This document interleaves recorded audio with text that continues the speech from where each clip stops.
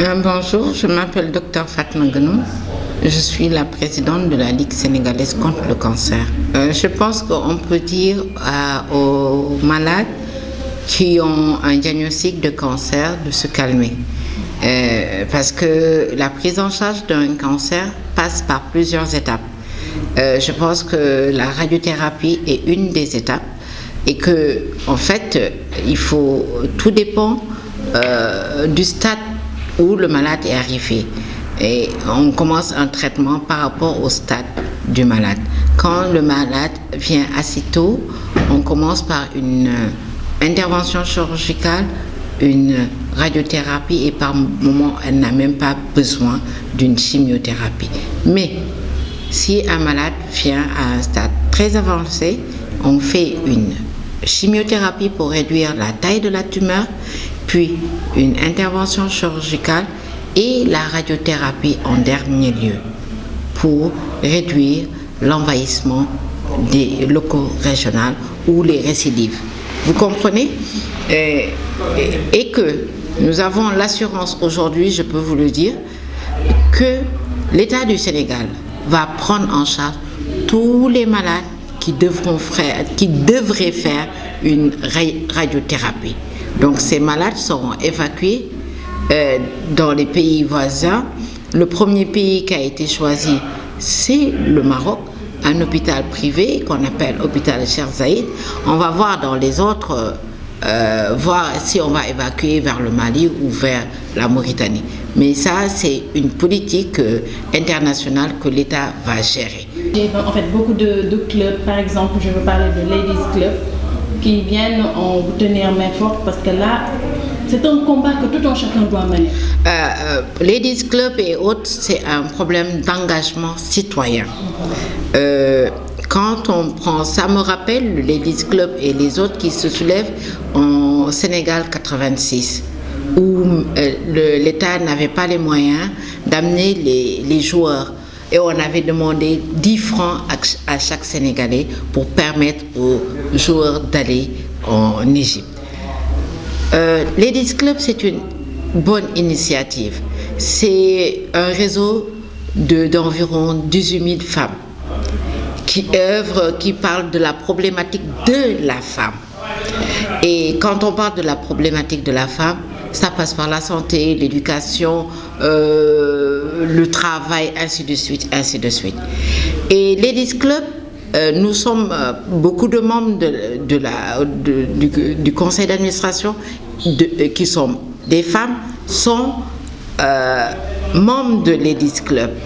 Et c'est dans ce cadre-là, avec les relationnels, qu'il y a eu l'engagement des femmes de Ladies Club avec leur slogan le billet vert, c'est-à-dire qu'elle demande à toute bonne volonté de pouvoir donner 5 000 francs pour aider à la problématique du cancer. Ça sera au soutien aux malades atteints de cancer. Ce n'est pas uniquement pour la radiothérapie. Vous comprenez? Donc, il y a des malades qui ne peuvent pas aller faire la radiothérapie, qui ont des besoins. Et donc, il faudrait, si on arrive à récolter assez de fonds, ce sera pour l'aide aux malades. En 2010, l'ex-première dame, Madame Watt, Viviane Watt, nous avait permis de faire une soirée télé, un téléthon, qui nous avait permis de récolter 110 millions. Avec les 110 millions, nous avons pris en charge les 157 malades à hauteur de 1 million. Et c'est fini en un an. C'est de l'argent qui ne dure pas, ça fond rapidement. Et donc, il y a des problèmes qui sont là. Les Sénégalais, il n'y a que 20% de la population qui ont une prise en charge. Les 80% des Sénégalais n'ont pas de prise en charge. Et il y a combien de Sénégalais qui travaillent? Il y a beaucoup plus de smicards qu'autre chose au Sénégal. Il y en a même qui n'ont pas de SMIC. Hein? Et le SMIC au Sénégal, vous savez ce que c'est. Avoir un SMIC, être dans une société où tu n'as pas de prise en charge. Tu dois te prendre en charge pour te nourrir, pour l'éducation, pour le loyer, ainsi de suite, ainsi de suite. Et le cancer, c'est une maladie à soins coûteux. Donc, je pense que cet engagement va appuyer ce que la Ligue a toujours fait. On soutient le malade dans la mesure de nos possibilités, de nos moyens. Ce que nous faisons, nous avons beaucoup de dossiers et nous prenons les malades en charge. Il y a des malades qui ont besoin de faire un scanner, de faire l'IRM, ou des malades qui n'ont pas besoin de tout ça, mais qui ont besoin d'être soutenus pour la chimiothérapie qui est très coûteuse. Ainsi de suite, voilà. Mais on voit le combat de la LISCA par rapport à la sensibilisation. Tout à l'heure, vous avez organisé un travail de sensibilisation pour informer la population par rapport au danger du cancer. Mais ça, c'est notre rôle, c'est le rôle de tout un chacun. Ce que nous voulons, que l'information que nous passons, l'éducation que nous faisons à travers cette caravane, on sensibilise, on éduque, on communique avec les populations. Si chacun connaît les facteurs de risque, peut le dire à sa famille. On veut que cette information fasse tache d'huile au sein de la population. C'est important parce qu'un cancer, il y a beaucoup de cancers qui peuvent être évités. Éviter un cancer en en pratiquant du sport. Éviter un cancer en évitant de fumer. Éviter du cancer en buvant de l'alcool. Éviter du cancer en mangeant très bien. Parce que la nourriture, l'alimentation saine peut éviter 30% des cancers. Donc manger des fruits et légumes. Comme je l'ai dit tout à l'heure, avec une de mes collègues, on a nos fruits locaux. Ces fruits ont disparu parce que on ne les consomme plus, malheureusement. Il faut consommer sénégalais. Et consommer sénégalais, c'est consommer ce que nos grands-parents utilisaient. C'est important de le faire et de le dire à la population. On peut manger des fruits qui ont des apports nutritifs et vitaminiques. Le solum, ainsi de suite. Le houle, on n'en trouve plus. Il y a les mangues. Il y a des goyaves, on a beaucoup de fruits locaux qu'on peut utiliser. On ne peut pas se dire on peut pas se permettre de dire allez manger des raisins, des pommes, des pois. Non, on peut manger des fruits et qui nous protègent contre le cancer. Nous avons le poisson, il faut privilégier le poisson par rapport à la viande rouge. Prendre les volailles par rapport à la viande rouge. Donc en fait, c'est ça qu'on va dire. On va parler de la vaccination parce que c'est important. C'est vrai que l'État s'est engagé. Pourquoi le cancer du foie a reculé au Sénégal? Parce qu'il y a eu un engagement de l'État. On vaccine les enfants à bas âge contre l'hépatite B. L'hépatite B, on a su que c'était un facteur de risque des cancers du foie. On parle moins maintenant de cancer du foie. On a d'autres cancers qui dominent parce que on a changé nos modes de vie. Et on demande par exemple par rapport aux femmes qui ont les cancers du sein, qui ont des familles à risque, de se dépister. Ça c'est important. Faites-vous dépister à temps. Allaitez les enfants. Il faut un allaitement. Et le Coran l'a dit.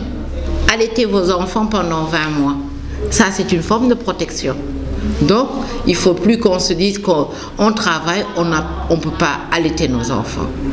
Tout ça, il faut le dire. Et parler des bouillons, c'est important de dire, parce que les Sénégalais adorent les bouillons. Et les bouillons ne sont pas sans risque. Et non seulement pour le cancer et les maladies cardiovasculaires. Ça, il faut le reconnaître. On peut manger sainement son bouillon. Qu'est-ce que je peux dire d'autre? C'est vrai que le stress, c'est un facteur déclenchant et que ça, on demande aux populations d'être moins stressées. Mais comment on peut faire quand nous sommes tous des gorgorlous? On a un problème de dépenses et qu'on doit... Non, c'est vrai que c'est important, mais moi je dis, la pratique du sport peut éviter ce stress-là. Donc on peut faire du sport pour éviter le stress. Donc c'est ça que nous montrons, c'est ça, ce genre d'informations qui passent. Vaccinez vos filles, donnez-leur l'opportunité de ne pas avoir le cancer du col, ainsi de suite. C'est ça que nous disions aux populations. D'accord. Tout à l'heure, vous avez parlé des malades qui sont pris en charge par l'État. Mais non, quand est-ce l'appareil viendra au Sénégal? L'appareil, on ne peut pas vous dire un mois ferme. Je dis d'ici 6 à 1 an. Il faut dire la vérité. Il faut le temps que les commandes partent, qu'on fabrique l'appareil et qu'on l'amène dans ce pays, qu'on l'installe. Ça a un temps long, mais on nous a rassurés que si ça dure ou même au-delà, que tous les malades qui devront faire une radiothérapie seront entièrement pris en charge par l'État du Sénégal. Il n'est pas temps de décentraliser les choses? Il est temps de le décentraliser, mais cet appareil qui est obsolète, mais qui a rendu beaucoup de services. Ça, là, il faut le dire, cet appareil prenait en charge environ 500 malades et ce n'était pas 500 Sénégalais. C'était des malades de la sous-région qui venaient de la Guinée, Conakry, de la Guinée-Bissau, même avant que la Mauritanie disposait de cet appareil, les Mauritaniens venaient ici, les Maliens. En Côte d'Ivoire, on n'a pas d'appareil de radiothérapie. Donc vous savez que dans la sous-région, on peut dire qu'on a aidé nos voisins. Et c'est pas tous les malades qui bénéficient de ce traitement. Et je pense que les dispositifs sont pris parce qu'il y aura l'hôpital de Dalal Jamm qui va fonctionner avec 2 accélérateurs, l'Institut du cancer et le nouvel centre anti-cancer qui est dans la phase de mise en œuvre. Là-bas aussi, un appareil de radiothérapie.